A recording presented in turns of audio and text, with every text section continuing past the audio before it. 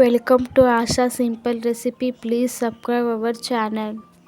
ಪುಂಡಿ ಪಲ್ಯ ಮಾಡುವ ವಿಧಾನ. ಪುಂಡಿ ಪಲ್ಯವನ್ನು ಚೆನ್ನಾಗಿ ಹುರಿದುಕೊಂಡು ಒಂದು ನೀರು ತೊಳೆದು ಕಿವುಚಿ ಇಟ್ಟುಕೊಳ್ಳಬೇಕು. ಅದರ ಜೊತೆಗೇ ಬೇಳೆ ನೆನೆಯಲು ಹಾಕಬೇಕು. ಅದಕ್ಕೆ ಒಂದು ಈರುಳ್ಳಿ, ಒಂದು ಗಡ್ಡೆ ಬೆಳ್ಳುಳ್ಳಿಯನ್ನು ಜಜ್ಜಿ ಇಟ್ಟುಕೊಳ್ಳಬೇಕು.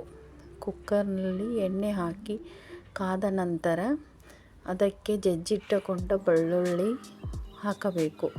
ಬೆಳ್ಳುಳ್ಳಿ ಚೆನ್ನಾಗಿ ಫ್ರೈ ಆದ ಮೇಲೆ ಉಳ್ಳಾಗಡ್ಡಿಯನ್ನು ಹಾಕಬೇಕು. ಉಳ್ಳಾಗಡ್ಡಿ ಸ್ವಲ್ಪ ಚೆನ್ನಾಗಿ ಎಣ್ಣೆಯಲ್ಲಿ ಫ್ರೈ ಮಾಡಬೇಕು. ಎಣ್ಣೆಯಲ್ಲಿ ಫ್ರೈ ಮಾಡಿಟ್ಟುಕೊಂಡ ಹಸಿಮೆಣಸಿನ್ಕಾಯಿ, ಜೀರಿಗೆ, ಬೆಳ್ಳುಳ್ಳಿ ಎಲ್ಲ ಹಾಕಿ ಸ್ವಲ್ಪ ಅಬಡ ಜಬಡ ಜಜ್ಜಿಟ್ಟುಕೊಂಡಿರುವ ಹಸಿ ಖಾರವನ್ನು ಹಾಕಬೇಕು. ಆಮೇಲೆ ರುಚಿಗೆ ತಕ್ಕಷ್ಟು ಉಪ್ಪು ಹಾಕಿಕೊಳ್ಳಬೇಕು. ಉಪ್ಪು ಹಾಕಿದ ಮೇಲೆ ಒಂದು ಅರ್ಧ ಸ್ಪೂನ್ ಅರಿಶಿಣದ ಪುಡಿ ಹಾಕಿ ಚೆನ್ನಾಗಿ ಬಾಡಿಸಿಕೊಳ್ಳಬೇಕು. ಚೆನ್ನಾಗಿ ಬಾಡಿಸಿಕೊಂಡು ಆಮೇಲೆ ನೆನೆಸಿಟ್ಟ ನೀರನ್ನು ತೆಗೆದು ಬೇಳೆಯನ್ನು ಅದಕ್ಕೆ ಹಾಕಬೇಕು. ಬೇಳೆಯನ್ನು ಹಾಕಿ ನಮಗೆ ಎಷ್ಟು ಬೇಕೋ ಅಷ್ಟು ಬೇಳೆಯನ್ನು ಹಾಕಿಕೊಂಡು ತೊಗರಿಬೇಳೆಯನ್ನು ಹಾಕಿಕೊಂಡು ಕೈಯಾಡಿಸಬೇಕು. ತೊಗರಿಬೇಳೆ ಕೈಯಾಡಿದ ಮೇಲೆ ತೊಳೆದಿಟ್ಟುಕೊಂಡ ಪುಂಡಿ ಪಲ್ಯವನ್ನು ಕುಕ್ಕರಿಗೆ ಹಾಕಿ ಅದನ್ನು ಚೆನ್ನಾಗಿ ಎಣ್ಣೆಯಲ್ಲಿಯೇ ಫ್ರೈ ಮಾಡಬೇಕು.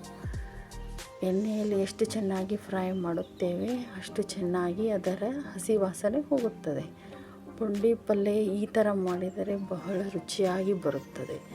ಇದಕ್ಕೆ ನಾವು ಸ್ವಲ್ಪ ನೀರನ್ನು ಹಾಕಿಕೊಳ್ಳಬೇಕು. ಏಕೆಂದರೆ ಬೇಳೆಯನ್ನು ನೆನೆಸಿರುತ್ತೇವೆ. ಆಮೇಲೆ ಪಲ್ಯವು ಸ್ವಲ್ಪ ಹುರಿದಿರುವುದರಿಂದ ಕುದ್ದು ಬಂದಿರುತ್ತದೆ.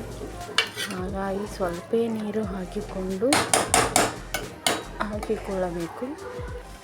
ಹಾಕಿಕೊಂಡು ಮುಚ್ಚಳ ಮುಚ್ಚಿ 2 ಸೀಟಿಯನ್ನು ಮಾಡಿಕೊಳ್ಳಬೇಕು.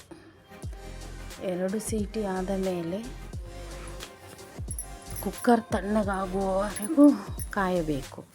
ಕುಕ್ಕರ್ ತಣ್ಣಗಾದ ಮೇಲೆ ಮುಚ್ಚಳ ತೆಗೆದು ನೋಡಿದರೆ ಪಲ್ಯ ರೆಡಿಯಾಗಿರುತ್ತದೆ. ಬೇಳೆಯೂ ಕುದ್ದಿರುತ್ತದೆ, ಪಲ್ಯಯೂ ಕುದ್ದಿರುತ್ತದೆ. ಈ ಥರ ಪಲ್ಯ ಬರುತ್ತದೆ. ಸ್ವಲ್ಪ ನೀರು ಹಾಕ್ಕೊಂಡು ನೀರು ಇರುವುದಿಲ್ಲ.